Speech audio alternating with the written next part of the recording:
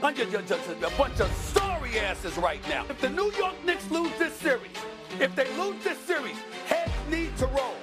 Get your damn acts together and start winning these damn games. You're inventing new ways to lose. I'm calling names. Mike Brown, Leon Rose, you don't talk to the media. We don't know what the hell you doing day to day. What the hell have you done? This was the Knicks' opportunity, and they're blowing it. You better win game 4. You better win game 4. Now, does this look like an overreaction today on a Monday? Because look at the Knicks winning Game 4 in dominant fashion, Perk. What do you think? Well, no overreaction. There no might overreaction. Might have been. Shay, yes, it was. Yes, it was, because I'm always watching. I saw this live. I saw it live, and I'm saying to myself, my man Stephen A is up here sweating. You were so hot, you almost gave yourself a stroke. On top of that, I am starting to really get annoyed with the New York Knicks fan base. Y'all are so up and down in a series when you supposed to be even killed. So what, you lost game 3, right? So what? You still, your thing is to get one and get home court advantage back. And all of a sudden you come on with these rants. I'm getting text messages from my guy Russ, who's in studio right now. Y'all are so up and down. And you know what's the sad part about it? Is this. Y'all are somewhat spoiled. Y'all spoiled. Because y'all act like y'all are entitled. What? Y'all act like y'all entitled. Y'all are not the Lakers. Y'all are not the Celtics. I don't just see championship banners hanging up in Madison Square Garden to act like y'all supposed to be somewhere, or y'all supposed to be in the NBA Finals, or y'all supposed to be winning NBA championships. Now all of a sudden the Knicks fan base want to kick Jalen Brunson to the curb. Y'all haven't been relevant since Moby Dick was a goldfish until he got there. Now all of a sudden, can y'all questioning whether or not y'all can win the title behind a small guard? Everybody need to keep a cool booty. Everybody need to keep a cool booty and let the series play out. Let me tell you something. Ain't nobody want to hear that from you. Ain't nobody want to hear that from you. You think you in a position to tell New York Knicks fans how to act, Mr. Beaumont, Texas? Who the hell do you think you are, Big Perk? You ain't getting it. And I don't care that your man Russ is texting you. I was looking for you, and I couldn't find you. I needed you live, damn it, but you were too busy because you got so many jobs. You're all over the damn place. I couldn't find you because I'd have gave you that same damn energy live and in person. Listen, here's the reality of the situation. Nobody with sense is talking about getting rid of Jalen Brunson. We know how great he is. We know how phenomenal he is. We appreciate him. We appreciate KAT showing up and listening to you, Big Perk, in terms of Mike Brown getting him more involved. The brother had a triple-double. We happy about that. Was it you telling them to get more involved? Was it you on the Knicks like back pockets talking about what they weren't doing and how they needed to do it? Wasn't it you that sat up there and said Atlanta shouldn't be that tough of a series, but it was a tough series? They up 2-1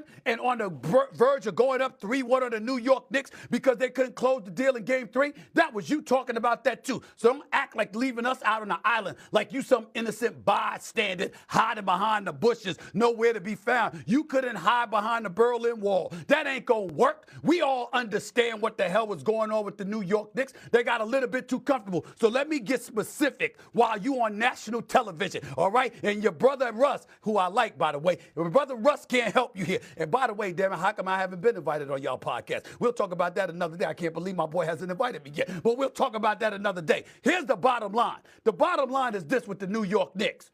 They haven't looked the way they're supposed to look all year long. Even you said that. You said it on numerous occasions. Don't get amnesia now. The fact is, we got a guy in Mikal Bridges, 9 scoreless minutes in the second half over the last 2 games. They gave up 6 first-round picks for this brother, 4 unprotected, swaps, another 2. This is what the situation is. We're looking at the New York Knicks because we see Boston is still here.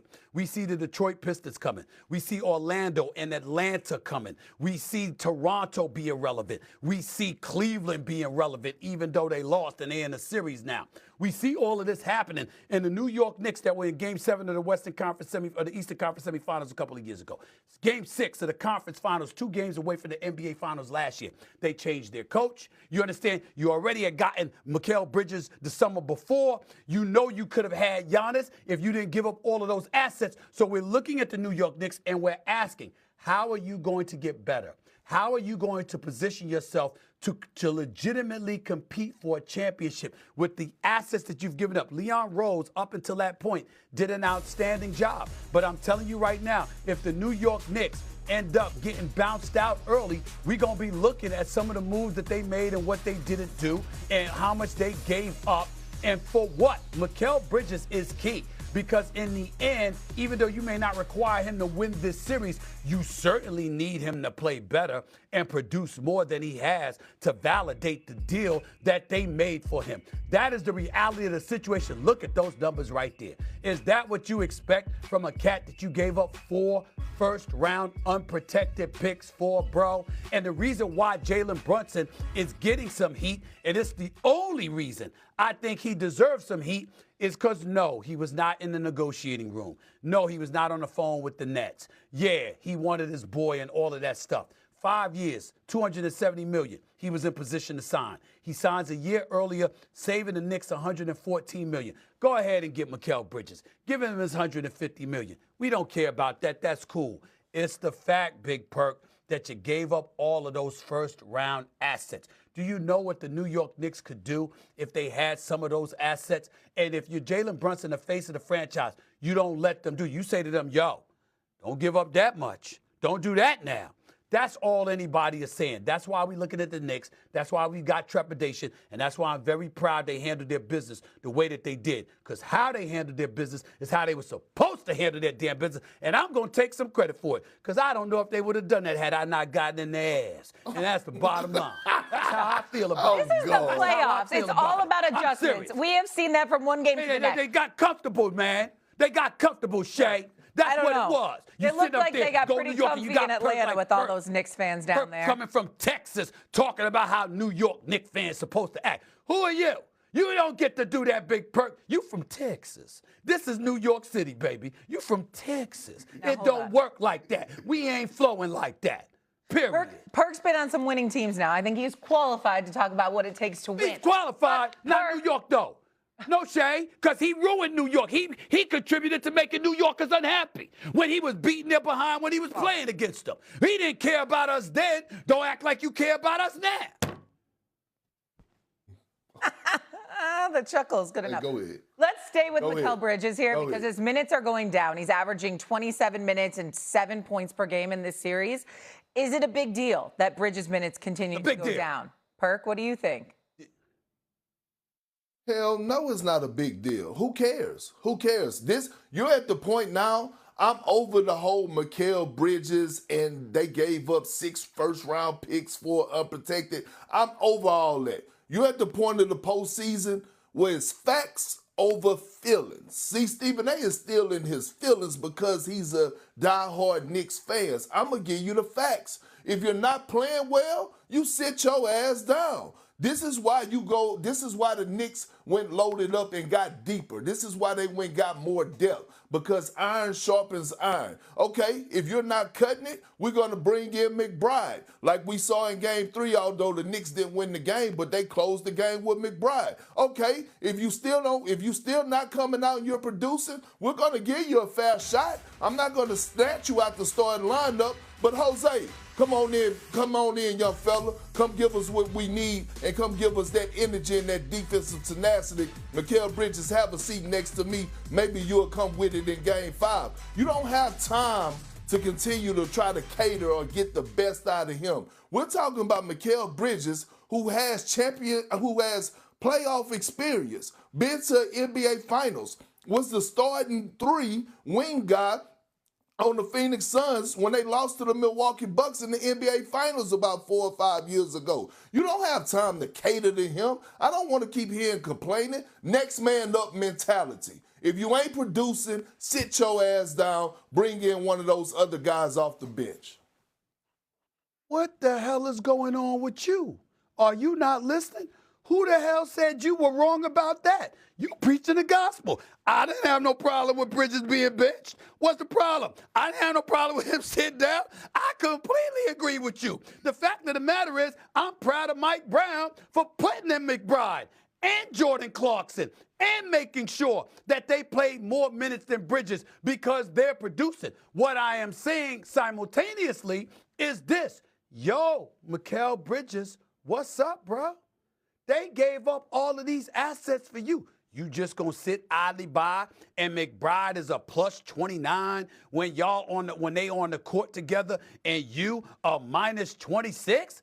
Damn, that's a 56-point difference with McBride on the court in favor of Mikal Bridges. That's not something to be alarmed about when 4 first-round unprotected picks was given up for you. I'm not trying to sit up there and make life hard for Mikal Bridges. I'm a Knicks fan. I'm rooting for the brother. You understand? I don't want to upset Josh Hart. I got love for Josh Hart. You understand? I appreciate the Energizer Bunny that he is and what he brings to the New York Knicks. But damn it, we talking basketball. We ain't talking about your personal life. We ain't getting into none of that. We talking about what we seeing you do on the basketball court. And when you consider the assets that the New York Knicks surrendered to get Mikal Bridges, you got to take into consideration, Big Perk, the Lakers gave up a first-round pick for Luka Doncic.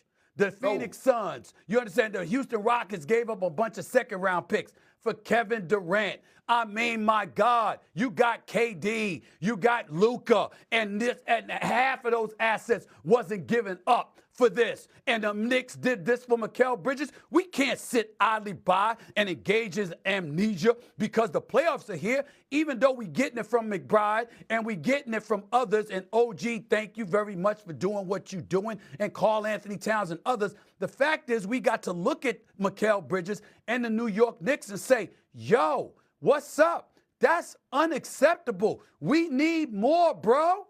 We need more, period. That is not a crime to say that. Not a crime.